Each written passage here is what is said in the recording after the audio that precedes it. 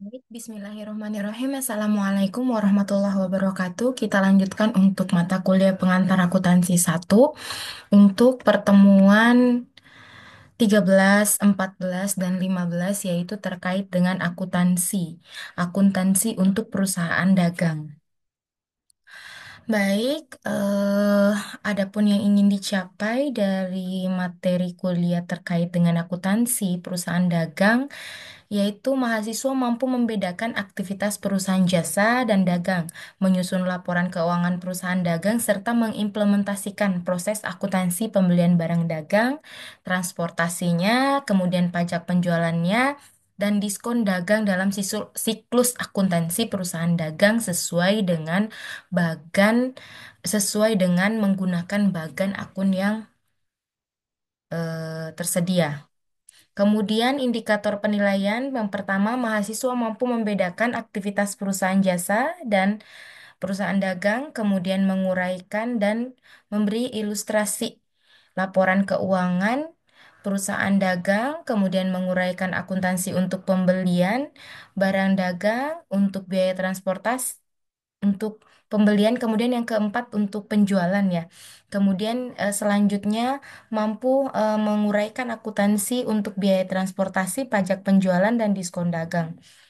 Nanti juga akan bagaimana ilustrasi karakteristik berpasangan transaksi perdagangan, menyiapkan bagan akun untuk perusahaan dagang, kemudian siklus akuntansi perusahaan dagang seperti apa, dan terakhir bagaimana rasio penjualan bersih dengan tolak ukur efektivitas penggunaan aset usaha. Kita masuk ke perusahaan dagang dan perusahaan jasa. Kita bisa lihat ya di sini ada dua contoh laporan laba rugi karena perbedaan mendasar sebenarnya ada pada laporan laba rugi. Nah, di laporan laba rugi kita bisa lihat yang ini perusahaan jasa, kemudian ini perusahaan dagang. Kalau perusahaan jasa kita lihat hanya pendapatan jasa, kemudian langsung dikurangi dengan beban operasi sehingga diperoleh laba bersih. Berbeda dengan perusahaan dagang, ada istilah harga pokok penjualan dan laba kotor, ya. Kenapa? Perusahaan dagang adalah perusahaan yang kegiatan utamanya adalah membeli barang jadi dari pemasok dan menjualnya kembali kepada konsumen tanpa mengubah bentuk barang tersebut. Ya, itu perusahaan dagang. Sebenarnya masih ada lagi nanti perusahaan manufaktur. Kalau manufaktur dia akan memproduksi sendiri barangnya. Ya, kalau barang dagang hanya sebagai perantara antara si apa namanya distributor antara si yang memproduksi dengan konsumen, ya. Ciri-ciri dari perusahaan dagang tidak memproduksi barang, hanya membeli dan menjual. Kemudian yang kedua, terdapat proses persediaan barang dagang, ya. Terdapat proses persediaan barang dagang. Jadi ada persediaan barang. Kemudian laporan keuangan mencakup akun khusus. Jadi ada akun khusus seperti pembelian, penjualan, dan persediaan. Karena transaksi tersebut transaksi rutin ya, merupakan operasional eh, rutin dari perusahaan dagang. Kemudian kita lihat di laporan keuangan perusahaan dagang itu lebih kepada laporan bertahap ya atau multiple statement. Jadi laporan keuangan bertahap disusun dengan memisahkan berbagai komponen secara rinci. Kita lihat ya, secara rinci dan sistematis. Seperti ini, ya. Kalau ini perusahaan jasa, kita lihat perusahaan dagang seperti ini. Kemudian pengelompokannya itu dilakukan berdasarkan aktivitas operasional, ya, non operasional dan lainnya. Jadi kalau di sini kan ada operasi, beban operasi, nanti ada beban administrasi, di sini ada beban lainnya di bawah pendapatan dan beban lainnya. Kita bandingkan dengan yang ini. Pendapatan hanya ada pendapatan jasa dan sewa, total pendapatan, kemudian bebannya langsung digabung semuanya. Kalau yang di sini itu disebut dengan Kalau yang di situ disebut dengan istilah laporan langsung, ya, single step statement. Jadi laporan keuangan langsung menyajikan pendapatan dan beban tanpa memisahkan antara operasional pokok perusahaan atau non operasional secara rinci. Ya, berbeda dengan ini, ya. Jadi kalau yang ini itu lebih sederhana untuk dibuat, ya. Kalau yang ini lebih detail, ya. Kita lihat untuk penggunaan di praktek ya di lapangan itu laporan bertahap ini umumnya digunakan oleh perusahaan besar atau yang membutuhkan detail laporan untuk analisis mendalam seperti laporan perusahaan dagang ya. Kemudian kalau langsung ini lebih kepada pelaporan perusahaan kecil, sederhana ya. Oke. Selanjutnya kita masuk ke akun-akun perusahaan dagang. Akun-akun dalam perusahaan dagang itu ada persediaan barang dagang. Persediaan barang dagang itu barang yang tersedia untuk dijual. Kemudian ada akun pembelian, akun untuk mencatat pembelian barang dagang. Ada penjualan untuk mencatat hasil penjualan barang dagang. Kemudian ada istilah potongan, baik itu potongan pembelian maupun penjualan. Kalau potongan pembelian diskon yang diterima saat membeli barang. Kalau potongan penjualan diskon yang diberikan kepada pelanggan pada saat penjualan.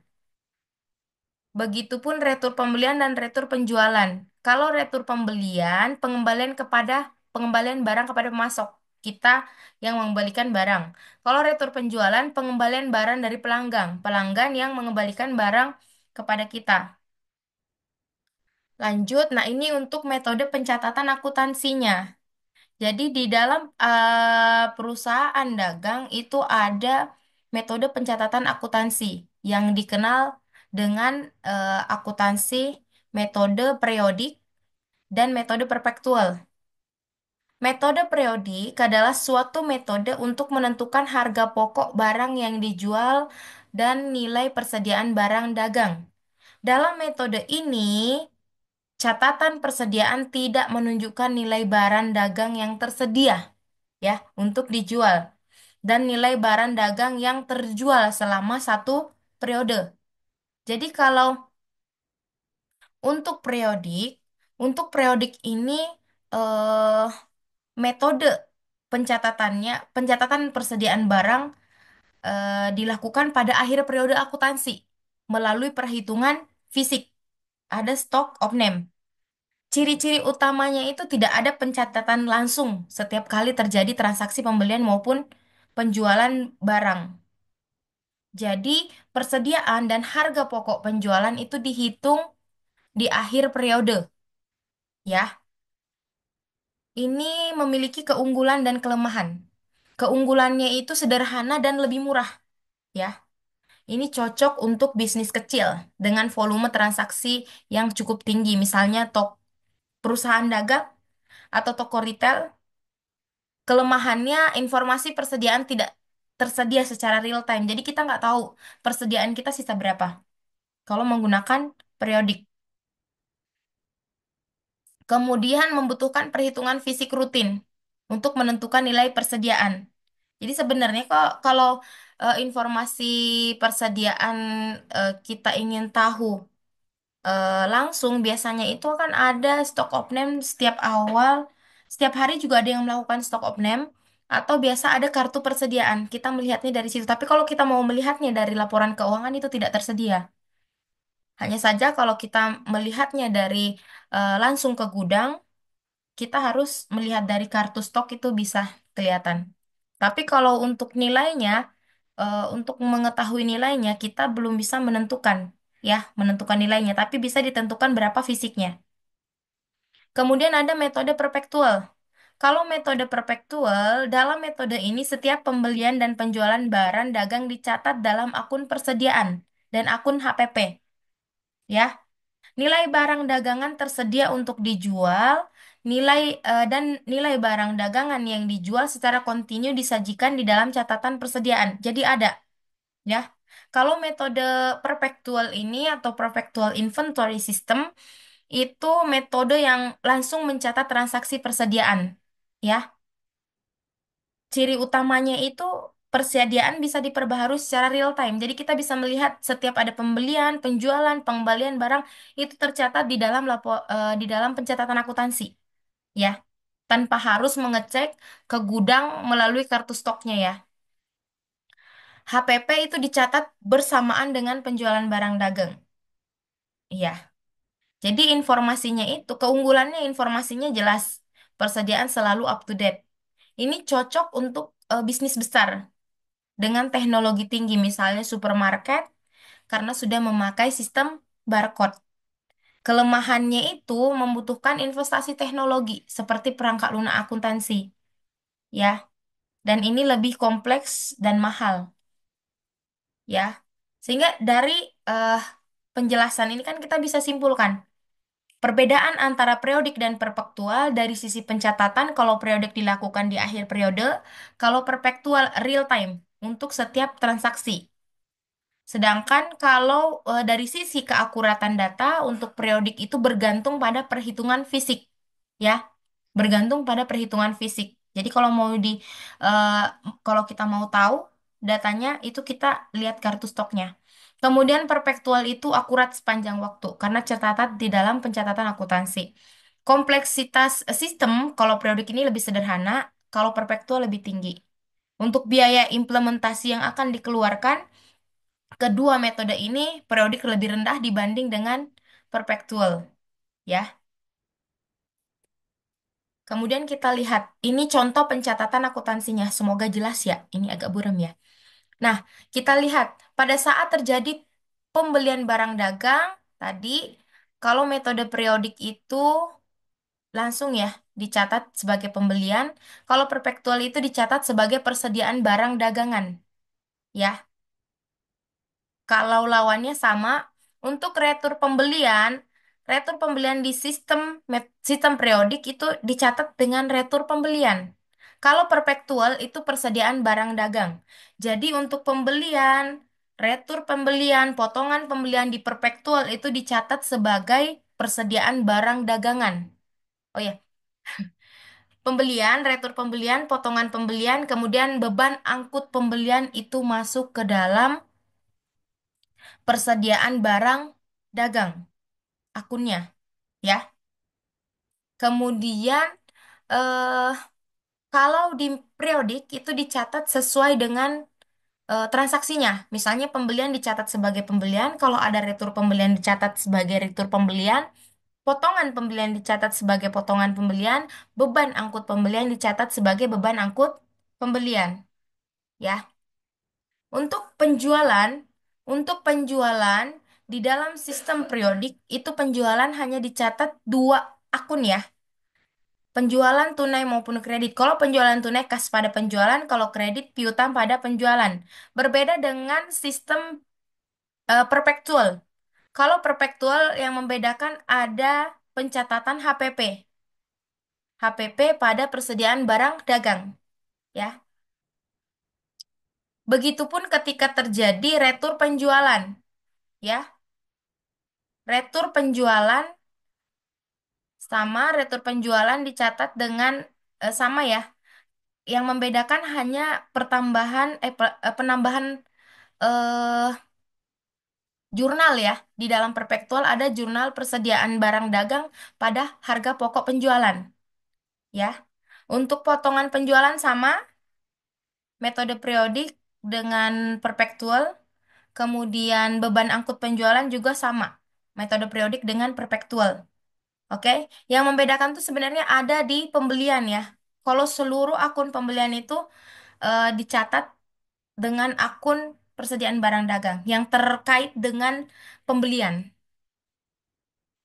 Baik, kemudian kita lanjut untuk metode periodik. Kalau perpetual kan tidak ada perhitungan di akhir seperti ini ya. Ini hanya ada di periodik ya.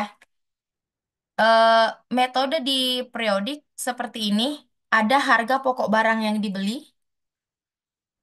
kemudian harga pokok penjualan. Harga pokok dibeli, harga pokok yang dibeli atau biasa disebut dengan HPB ya. Itu total biaya yang dikeluarkan untuk membeli barang dagangan hingga siap disimpan atau dijual.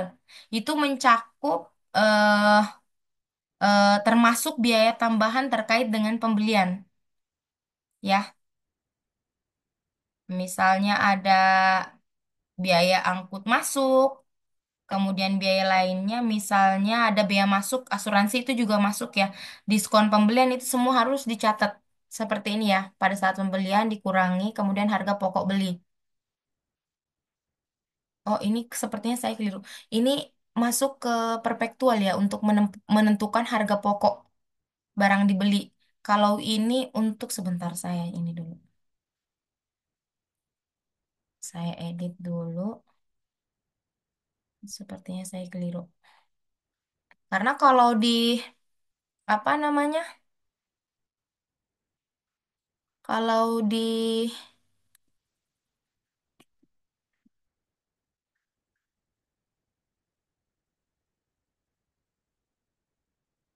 perpetual ya.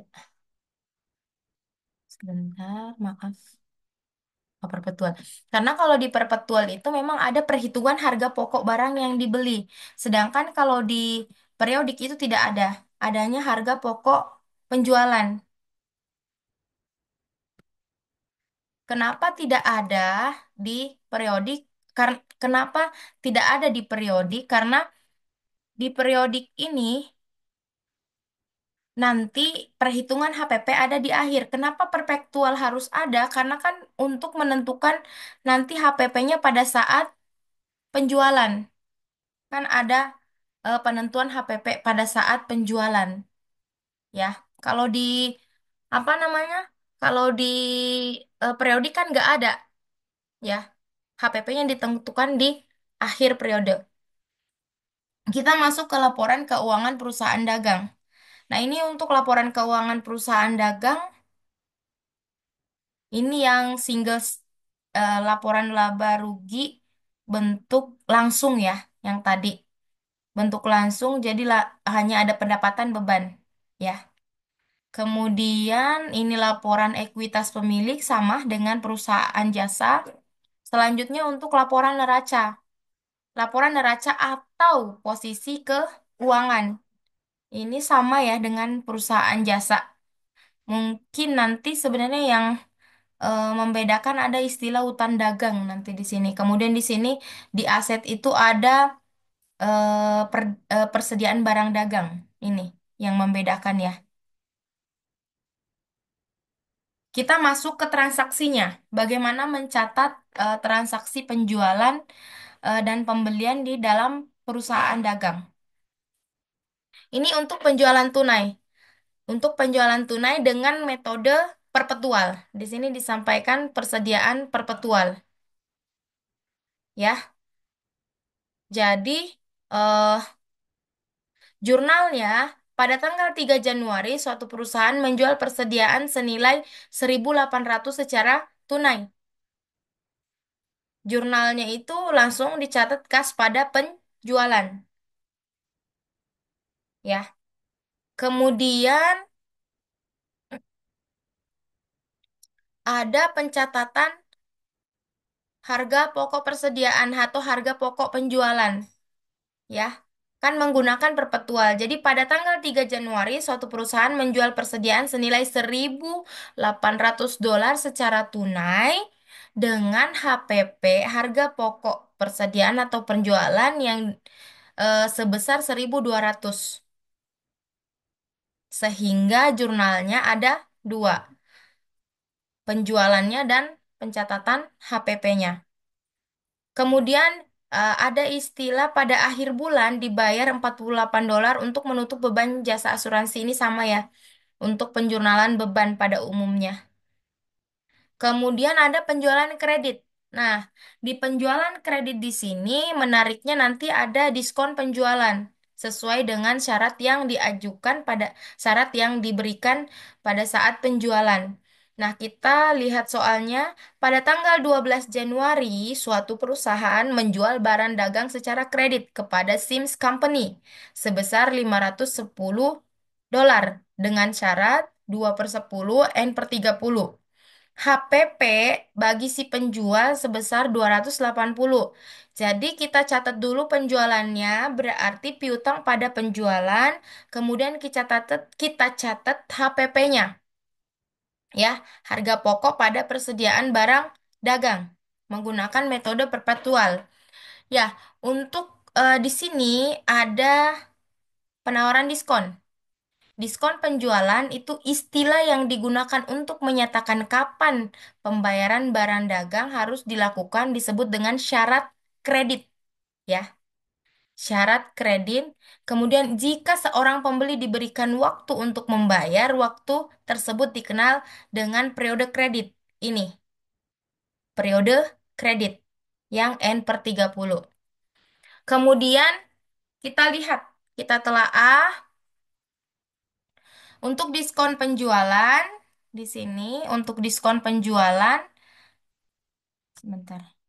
Nah, untuk diskon penjualan kita lihat di sini ada syarat kredit. Ada faktur ya, di tengah-tengah ini ada faktur senilai 1.500 dolar dengan syarat 2/10 N/30. Ini contoh ya, bukan yang transaksi tadi kayaknya. Ini contoh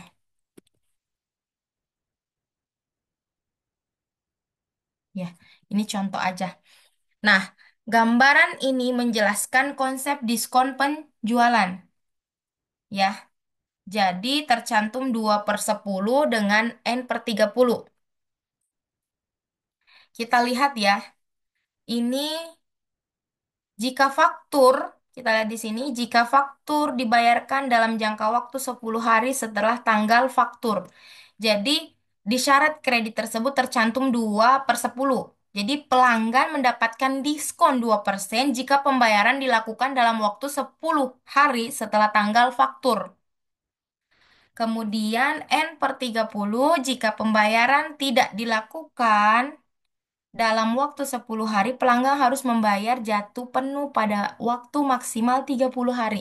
Jadi N/30 itu adalah jatuh tempo dari faktur tersebut. Ya,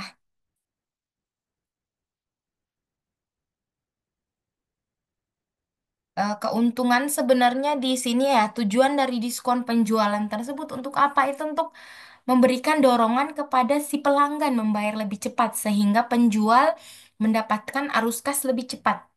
Ya, kemudian keuntungan balik pelanggan jelas akan menghemat biaya jika membayar dalam periode diskon. Ya, kita lihat di sini. Tadi penjualan kredit, kemudian pelunasannya. Pelunasannya dilakukan pada tanggal 21 Januari. Jadi masih masuk 10 hari sehingga memperoleh diskon ya. Sehingga memperoleh diskon. Apa jurnal pelunasan? Jurnalnya ketika ada pembayaran dari penjualan berarti kas masuk, oke. Kemudian piutang akan berkurang, ya. Yang dihitung utama itu piutang dulu di kredit, ya. Untuk menghitung lebih gampang, piutang dulu di kredit, kemudian kita diskon penjualan di debit. 2% dari 510 ini adalah 10,2 ya, 2%-nya. Kita catat, kemudian kasnya berapa? Kasnya itu 510 dikurangi dengan 10,2 sehingga diperoleh kas yang masuk 499,80. Seperti itu. Kemudian ada istilah retur dan potongan penjualan. Kita lihat contoh transaksinya. Barang yang dikembalikan ke pemasok disebut dengan retur penjualan. Jika terdapat cacat pada produk atau pengiriman yang salah, penjual dapat mengurangi harga awal pada mana barang tersebut dijual. Ini dikenal dengan potongan penjualan, ya. Berbeda dengan diskon penjualan. Kita lihat pada tanggal 13 Januari menerbitkan nota kredit nomor 32 ke Crier Company untuk barang dagang yang dikembalikan ke Net Solution, ya. Harga jualnya 225 dolar dengan HPP 140, ya. Apa tadi kalau retur dan potongan penjualan itu dicatat langsung retur dan potongan penjualan akunnya terhadap piutang usaha. Kemudian jelas ada pencatatan HPP, persediaan barang dagang pada HPP, ya. Seperti itu. Retur, kemudian apa namanya? Jika terjadi potongan akibat cacat itu juga dicatat Nanti ada kita masuk ke pembelian ya. Transaksi pembelian. Pembelian tunai. Pembelian tunai ini masih menggunakan sistem periodik ya. Pembelian tunai jika terjadi perpetual, maaf. Jadi ketika terjadi pembelian tunai, maka akun atau jurnalnya adalah apa tadi? Kalau untuk pembelian, segala sesuatu terkait dengan pembelian dicatatnya ke dalam akun persediaan barang dagang. Ya, membeli barang dagang itu dicatat dalam akun persediaan barang dagang untuk metode perpetual. Pada tanggal 3 Januari membeli barang dagangan secara tunai dari Bowen Company senilai 2.510. Jadi langsung ya persediaan barang dagang pada kas. Kemudian kita lihat kalau yang kredit ya. Kalau tadi pada kas berarti kredit pada utang usaha. Pada tanggal 12 Maret, Net Solution membeli barang dagang secara kredit dari Alpha Teknologi senilai $3.000 dengan syarat 2/10 N/30. Sama ya, 2/10 N/30 itu adalah syarat kredit dan periode kredit. Diskon pembelian. Nah, sebentar. Nah, ini ada diskon pembelian. Alpha Teknologi memberikan faktur senilai $3.000 ke Net Solution tanggal 12 Maret dengan syarat 2/10 N/30. Kemudian nih, laki-lakinya nanya, kapan hari terakhir faktur ini dibayarkan? Akhirnya dihitunglah si perempuan, pegawainya, faktur ini jatuh tempo tanggal 11 April. Bagaimana menghitungnya? Periode faktur 30. Kemudian jumlah hari di bulan Maret 31, tanggal faktur 12. Sisa harinya 31 dikurangi 12 masih ada sisa hari 19 ya. 19 kemudian kan 31 ya. Tanggal faktur 12 berarti sisa hari 19 di bulan Maret ya. 19 di bulan Maret, sisanya 11 hari di bulan April. Jadi jatuh temponya tanggal 11 April. Kemudian nanya lagi, kita dapat meminjam uang dengan tingkat bunga per tahun 6%. Apakah sebaiknya kita minjam uang untuk membayar faktur tersebut dalam periode diskon? Dihitung-hitung lagi oleh si perempuannya. Diskon itu ada $60. Kalau kita meminjam di bank, kita meminjam di bank bunganya 20 hari itu sekitar pada tingkat 6% itu eh, atas ini ya 2.940 bunganya itu hanya 9,8. Ini kan yang harus dibayar ya pelunasan. Kalau dia eh, kan apa namanya? eh, Utangnya kan fakturnya 3.000. Faktur 3.000 kemudian dikurangi diskon kan diskonnya harusnya 60. Kalau dia dapat diskon sehingga utang yang dibayar sebenarnya hanya 2.940 ya. Sehingga dihitunglah kalau kita minjem 2.940 dalam jangka waktu 20 hari, tingkat bunganya 6%, kita eh, bayar ke sana 9,8 ya ke eh, banknya. Sedangkan diskon yang kita peroleh adalah 60. Setelah dihitung-hitung sehingga ada penghematan lumayan 50,2 ya. Jadi kelihatannya mungkin sebaiknya kita memanfaatkan diskon tersebut sekalipun jika kita harus meminjam uang. Jadi seperti itu. Hitung menghitung eh di dalam bisnis mana yang lebih menguntungkan ya, meskipun harus meminjam bank. Oke, kita lihat untuk pembelian kredit. Jika pembayaran dilakukan pada tanggal 22 Maret, Net Solution mencatat diskon sebagai pengurangan nilai barang dagang. Ya, jadi di sini dibayar. Akhirnya dibayar. Ini pembelian kredit tadi, yang ini jurnal ketika dilakukan pada tanggal 22 Maret berarti ada diskon. Diskon pembelian kan dicatatnya sebagai persediaan barang dagang ini, 60 ya. Kemudian ini kalau tidak membayar faktur berarti 3.000. dia tidak memperoleh diskon. Oke, dia harus membayar dengan nilai penuh. Retur dan potongan pembelian. Kita lihat, Anda mengirimkan kartu interface yang salah. Kami akan mengirimkan nota debit beserta barang yang dikembalikan. Itulah yang disampaikan oleh Net Solution. Net Solution menerima pengiriman dari Maxim System dan memutuskan bahwa barang $900 bukanlah barang yang dipesan. Berarti eh, kita dari pihak Net Solution ya yang menelpon anda mengirimkan kartu interface yang salah sehingga akan dikembalikan karena ada kekeliruan yang bukan milik yang dipesan oleh Not Solution sehingga ada retur dan potongan pembelian. Retur pembelian melibatkan pengembalian barang secara aktual dari barang yang rusak atau tidak memenuhi spesifikasi barang atau bukan yang dipesan. Ketika barang dagang yang catat atau salah kirim disimpan oleh si pembeli dan si penjual memberikan penyesuaian harga, maka hal tersebut disebut dengan potongan pembelian. Jadi kalau ada cacat atau mungkin ada salah kirim, akhirnya menegosiasi, oke lah ambil aja potongan terdapat eh, penurunan harga misalnya itu ada potongan pembelian. Berbeda dengan diskon tadi. Ini kita lihat retur seperti apa. Ketika terjadi retur, maka jurnalnya adalah utang usaha pada persediaan barang dagang. Kalau di perpektual ya, perpektual itu dicatatnya segala sesuatu yang terkait dengan pembelian dicatatnya persediaan barang dagang. Kalau periodik apa? Periodik itu utang dagang pada retur dan potongan pembelian. Ini untuk jika ada apa namanya? Pembelian, kita lihat ada pembelian pada tanggal 2 Mei, Net Solution membeli barang dagang 5.000 dari Delta Data Link.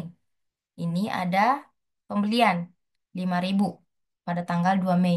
Kemudian pada tanggal 4 Mei itu ada retur mengembalikan 3.000. Berarti utang usaha pada persediaan barang dagang. Oh ini salah nih saya. Bukan potongan ini ya, tapi diskon ya. Ini diskon bisa diubah nggak ya? Sebentar saya cek. Sepertinya tidak bisa diubah. Iya, sebentar saya ubah dulu. Ini foto bukan ini ya.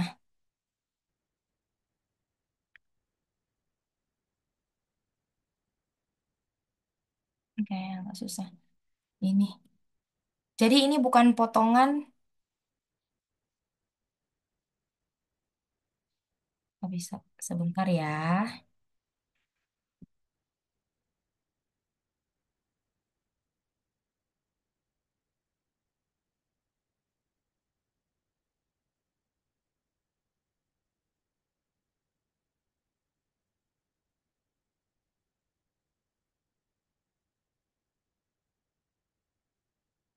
Nggak bisa.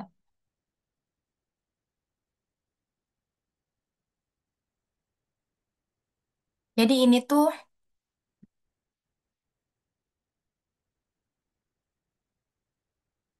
ini adalah diskon ya. Diskon pembelian. Jadi ini kita menghitung untuk diskon karena pelunasannya itu dilakukan pada tanggal 12 itu masih dalam hitungan 10 hari. Jadi memperoleh diskon 2%. Ya, utang usaha dulu yang kita catat senilai 2.000 karena tadi ada retur 3.000. Setelah itu kemudian kita hitung diskonnya, baru nanti diselisihkan untuk menghitung kas yang dikeluarkan.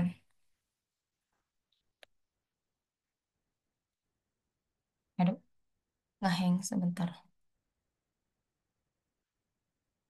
Ini kita masuk ke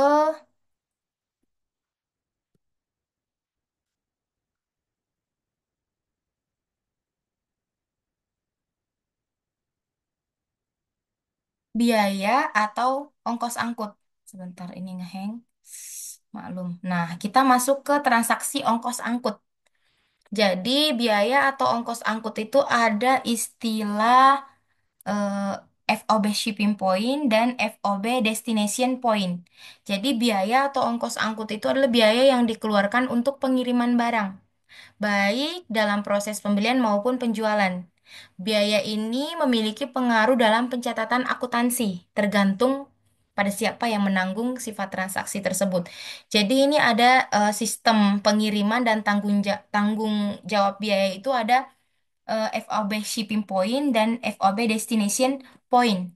Ya, kalau kita lihat FOB shipping point di sini, di mana pembeli membayar ongkos angkut dan mendebet persediaan barang dagang. Ya, kemudian kan kalau kalau ini menggunakan metode apa namanya? Metode perpetual, ya. Tetapi kalau menggunakan periodik jelas tetap biaya eh, angkut pembelian ya, itu masih dicatat. Kemudian hak pemilikan beralih ke pembeli pada titik pengiriman, ya. Kalau destination point, penjual membayar ongkos angkut dan dengan mendebit biaya pengiriman. Hak pemilikan beralih ke pembeli ketika barang tiba di tujuan, ya. Jadi eh, ada juga istilah biaya angkut masuk dan biaya angkut keluar ya. Break in, break out. Ya, namun di sini yang kita bahas adalah eh, FOB shipping point dan destination point. Tuh, ngeheng, mohon maaf teman-teman. Nah, kita masuk ke shipping point terlebih dahulu. Jurnalnya seperti apa? Jadi ketika terjadi pembelian barang, kemudian barang dengan syaratnya FOB shipping point dan membayar ongkos angkut sebesar $50. Berarti si pembeli langsung menjurnal ongkos angkut tersebut, ya. Meskipun pembelian tersebut dilakukan secara kredit. Kita masuk ke destination point. Jadi di sini adalah si penjual yang membayar ongkos angkut dengan membebankan biaya pengiriman. Jadi kalau kita lihat ketika terjadi penjualan ada dua jurnal, ya. Kembali lagi pencatatan penjualan dan harga pokok penjualannya, ya. Kemudian jika ada keterangan Net Solution membayar biaya transportasi. Berarti di sini ada tiga jurnal, pencatatan penjualan, HPP, kemudian biaya pengiriman. Jadi, meskipun transaksinya kredit, namun kalau untuk biaya transportasi itu biasanya itu dilakukan secara tunai. Untuk pajak penjualan, pajak penjualan di sini itu lebih kepada PPN ya. Ya. Jadi kalau terjadi transaksi, timbul pajak pada tanggal 12 Agustus menjual barang dagang secara kredit ke Lehman Company senilai $100 dengan pajak penjualan ya. Pajak penjualan 6%. Itu dicatat, pajak itu dicatat sebagai utang pajak penjualan. Kemudian pada saat pembayaran dan penyetoran kepada kas pemerintah, itu utang pajak penjualannya di debit, kemudian kas di kredit. Ya, di sini pada tanggal 15 September penjualan menyetorkan $2.900 ke otoritas pajak untuk pajak penjualan yang dipungut selama bulan Agustus. Jadi, kembali ya kalau PPN itu kan harus diselisihkan ya. Kita lihat kan di sini utang pajak penjualannya cuma 6 tapi yang disetorkan 2.900. Itu karena khusus untuk PPN itu Bapak Ibu dan teman-teman semua, PPN itu kan ada PPN masukan, PPN keluaran. Nanti diselisihkan ya. Nanti diselisihkan ketika apa namanya? eh selisih di mana pajak eh apa namanya? Penjualan lebih besar dibanding dengan pajak masukan atau pajak keluaran lebih besar daripada pajak masukan itu selisihnya harus disetorkan kepada kas negara. Aduh.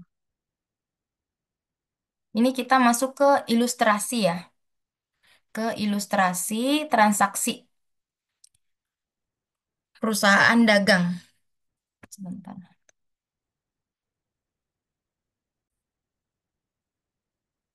Kita lihat pada tanggal 1 Juli ya. Duh, masih ngeheng ini. Sebentar.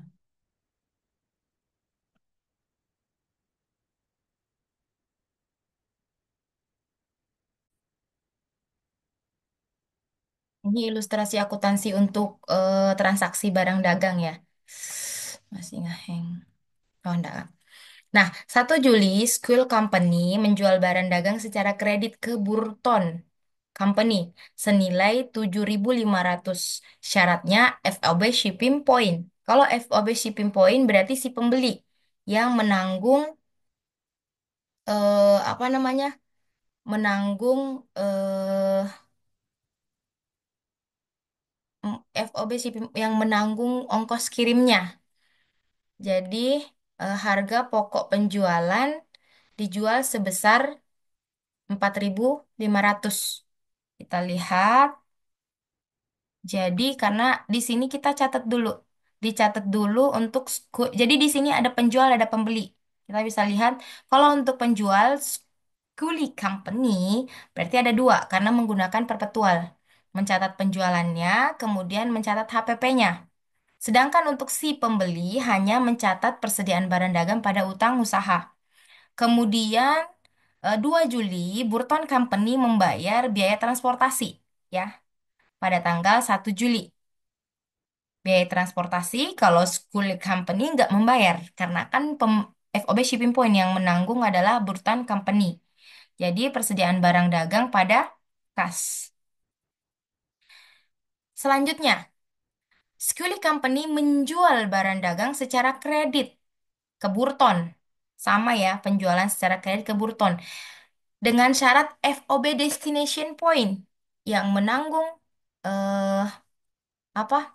Menanggung biaya angkutnya adalah si penjual atau Scully Company. Jadi jurnalnya sama, piutang usaha pada penjualan 5.000, kemudian HPP pada persediaan 3,5. Burton Company hanya mencatat persediaan barang dagang pada hutang usaha 5.000. Oke.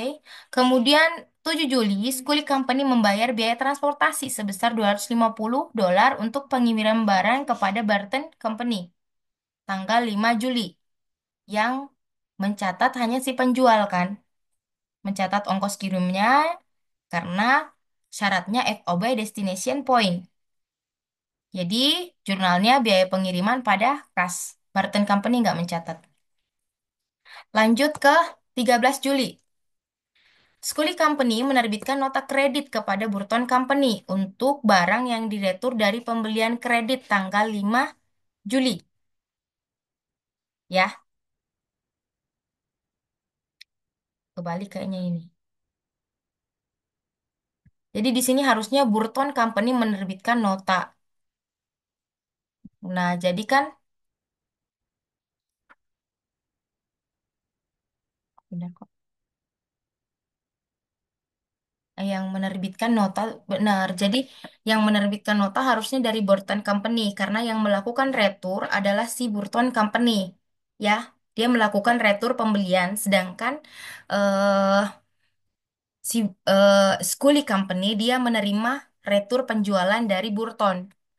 Jadi karena ada pengembalian barang berarti retur potongan penjualan pada piutang usaha 1.000 tadi disampaikan kemudian dicatat juga HPP-nya. HPP barang tersebut adalah 700. Kemudian bagaimana dengan Burton Company hanya mencatat utang usahanya berkurang pada persediaan barang dagang. Ya, karena metodenya perpetual.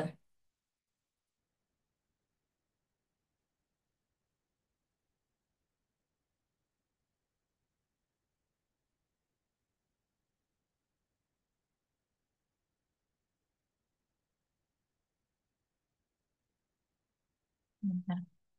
Suka ngehang ini.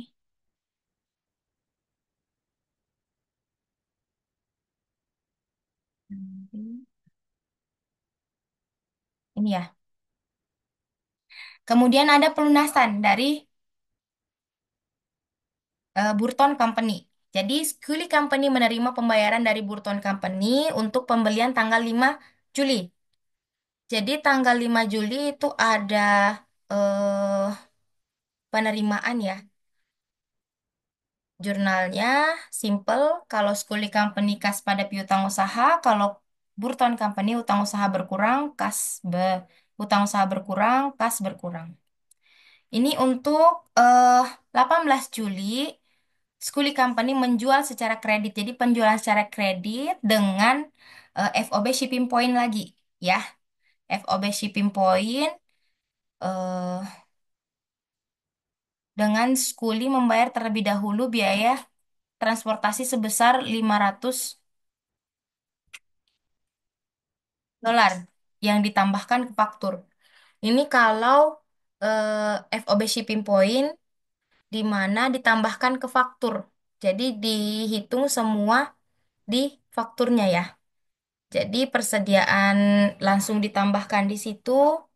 Kalau di Skuli Company berarti piutang usaha untuk sementara yang membayarkan adalah si penjual ya Skuli Company tapi ditanggung oleh Burton Company.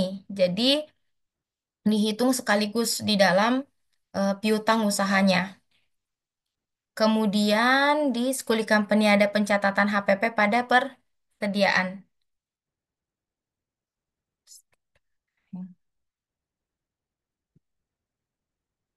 Ini kemudian School Company menerima pembayaran transaksi yang sebelumnya, jadi ada diskon penjualan. Kemudian termasuk di sini masuk ya nilai piutang usahanya si Burton ini 12.500 termasuk ongkos kirim tersebut.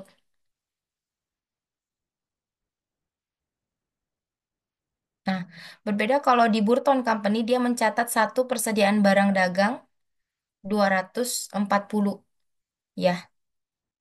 Itu untuk mencatat tadi ongkos kirim.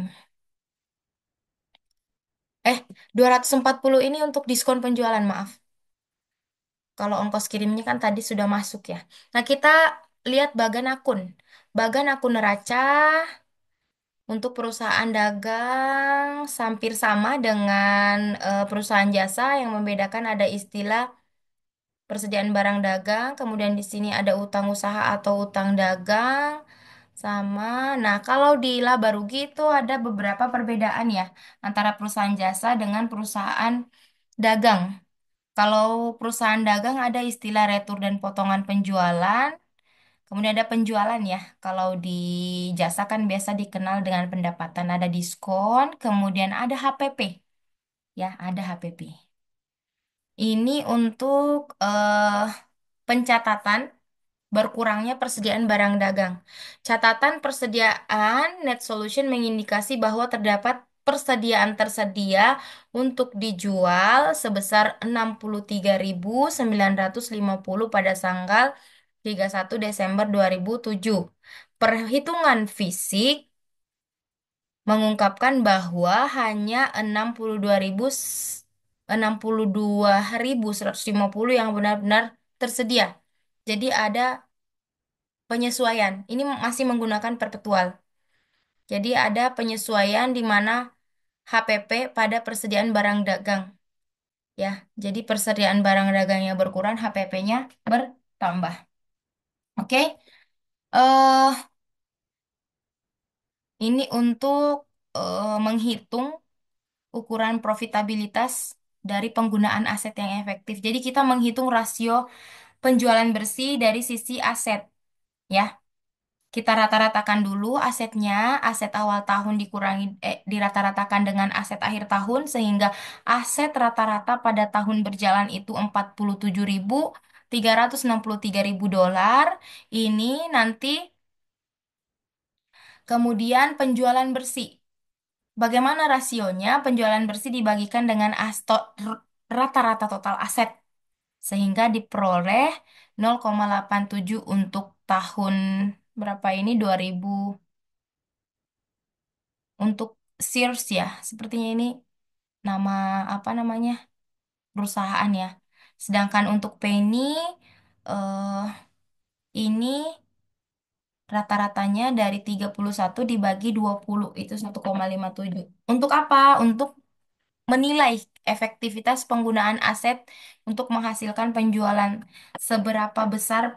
seberapa produktif perputaran aset sehingga menghasilkan penjualan. Seperti itu. Oke, kita sampai di akhir. Kesimpulan, akuntansi perusahaan dagang berfokus pada pencatatan transaksi pembelian, penjualan barang jadi tanpa proses produksi. Dengan akun khusus seperti persediaan, pembelian, potongan, dan retur. Proses utama meliputi pengelolaan persediaan, pencatatan transaksi kredit atau tunai, pelaporan keuangan yang mencakup penjualan, HPP, laba kotor, beban operasi, serta laba bersih.